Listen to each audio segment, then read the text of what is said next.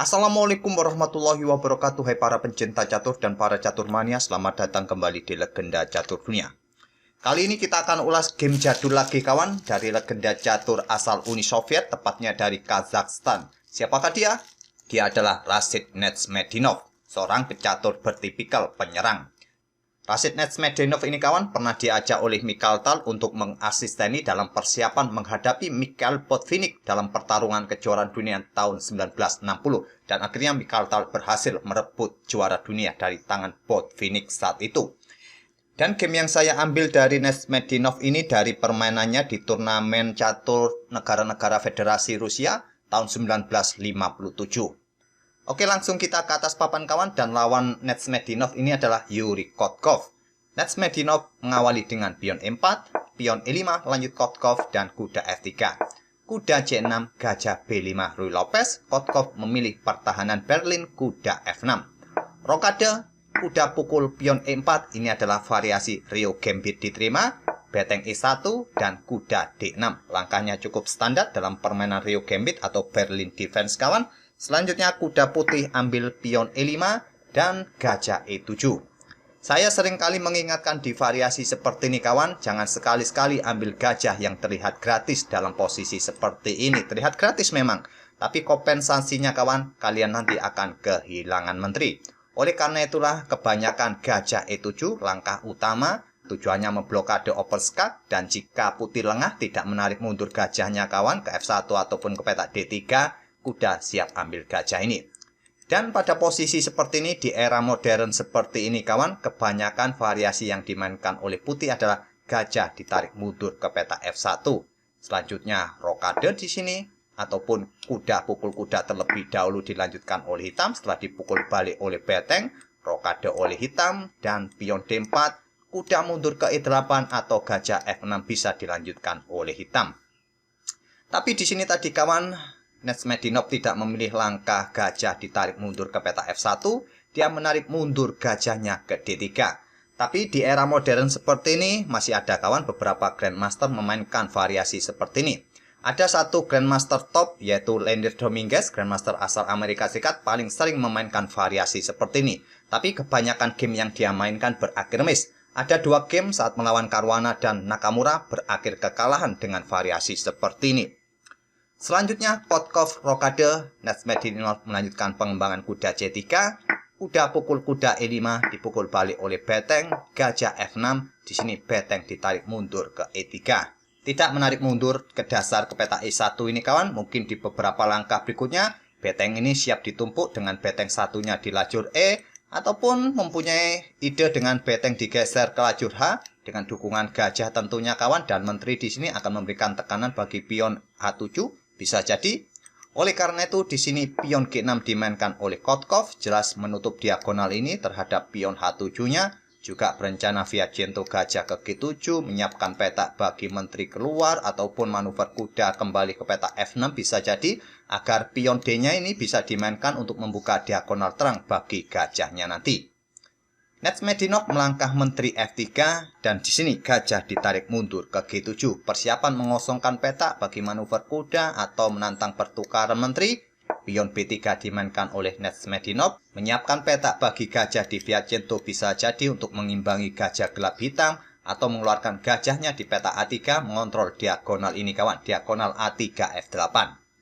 Kuda E8, persiapan manuver, persiapan mendorong pion, membuka diagonal terang. Di sini gajah A3 menyerang beteng, pion D6 menutup atau memblokade sekaligus membuka diagonal terang. Di sini beteng A ditumpuk di lajur E. Selanjutnya kuda F6 dan pion H3 jelas mengontrol petak G4 agar tidak mendapatkan serangan dari gajah ataupun kuda ingin mengancam beteng. Di sini kawan, hitam melanjutkan dengan kuda D7. Mungkin dia terlalu fokus kawan bermain di sayap raja. Pada posisi seperti ini tidak perlu melangkah kuda ke petak D7. Ini akan menutupi aktivitas gajah segera keluar. Dan juga mungkin menyiapkan pion ini didorong maju atau menantang atau mengeluarkan menteri ke petak F6, menantang pertukaran menteri. Mungkin itulah rencana dari Kotkov selanjutnya. Tapi engine pada posisi seperti ini kawan menyarankan bermain di sayap menteri dengan pion A6 atau beteng B8. Tapi Kotkov memilih kuda D7, dibalas Netsmedinov dengan langkah kuda D5. Menjaga atau mengontrol petak-petak ini kawan tidak memungkinkan bagi Menteri Hitam untuk keluar menantang pertukaran menteri. Tapi sayangnya di langkah berikutnya ini kawan, balasan dari Hitam juga kembali jelek bermain dengan pion F5. Menggeser raja menghindari skak dari kuda ini perlu dipertimbangkan juga oleh Hitam tadi kawan. Tidak terburu-buru bermain dengan pion F5-nya. Tapi Kotkov memilih langsung bermain dengan pion F5 dan ini merupakan langkah blunder. Dan pada posisi seperti ini kawan, seperti biasa saya tawarkan bagi kawan-kawan semua untuk menebak langkah terbaik untuk memanfaatkan langkah blunder ini. Silakan pause video ini untuk beberapa detik dan coba temukan langkah terbaik kawan bagi putih untuk melanjutkan atau memanfaatkan langkah blunder ini. Apakah sudah ketemu? Apakah kalian melihat langkah beteng bergerak ke petak E7? Langkah yang bagus. Atau gajah ke petak C4 persiapan discover check atau open skak juga bagus. Tapi di sini kawan, Netsmedinov membuat langkah pengorbanan kuda pukul pion C7. Sebuah langkah yang menarik. Persiapan memberikan ancaman garbuan jika ditolak. Langsung diterima oleh Kotkov. Dan apa maksud dari pengorbanan? Berikut inilah kelanjutannya kawan. Menteri D5 skak. Raja ke H8, selanjutnya beteng E8. Itulah tadi pengorbanan kuda di petak C7 kawan. Mendefleksikan posisi menteri agar tidak berada di baris belakang. Dan sekarang posisi beteng menantang pertukaran beteng. Tantangan ditolak, kuda F6 menyerang menteri ataupun menggarpu beteng. Sekaligus membuka diagonal terang bagi aktivitas gajah. Apakah bergerak ke petak D7? Bisa jadi.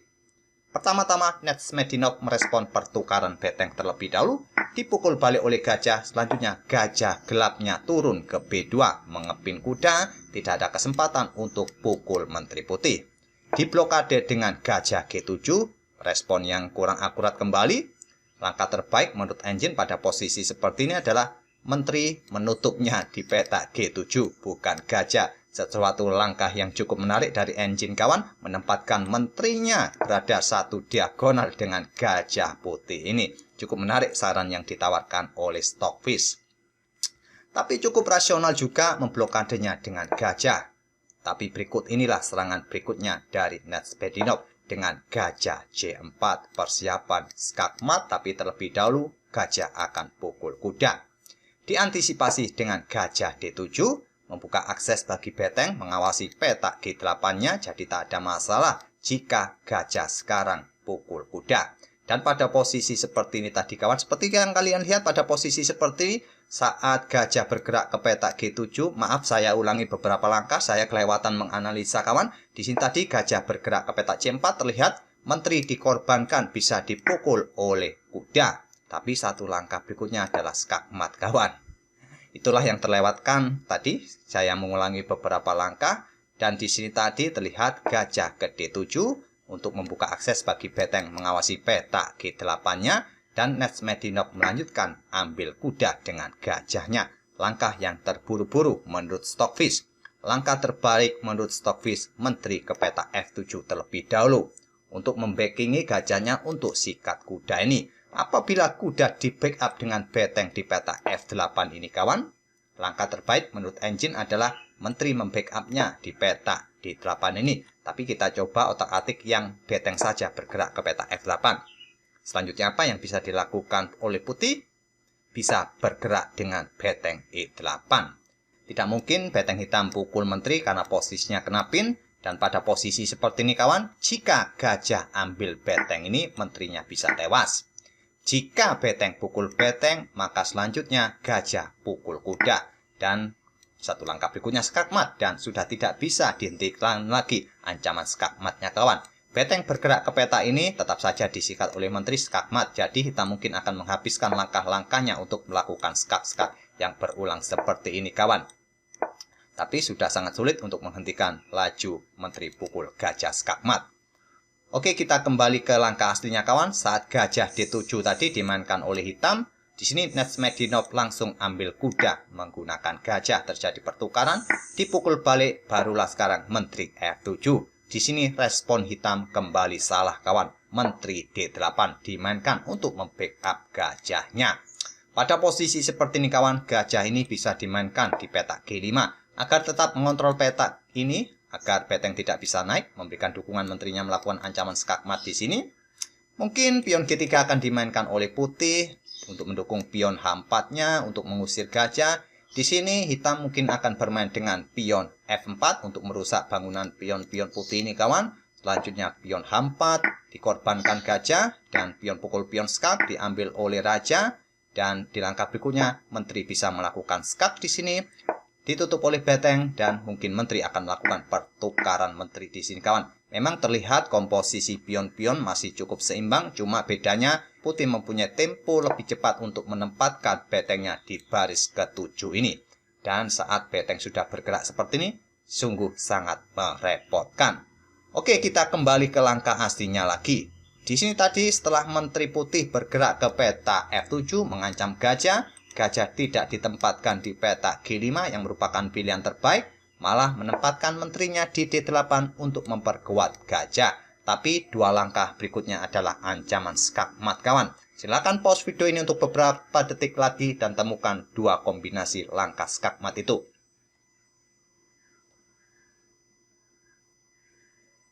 Jadi tak perlu lama-lama, apakah sudah ketemu?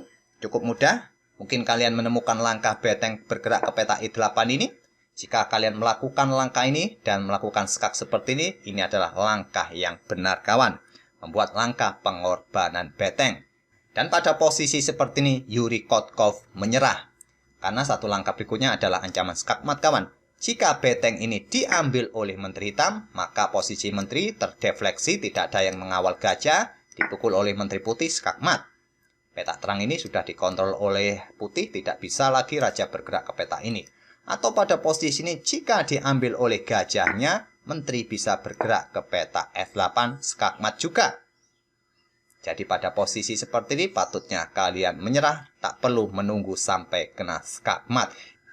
Itulah kawan salah satu permainan dari Rashid Netsmedinov, penyerang asal Kazakhstan.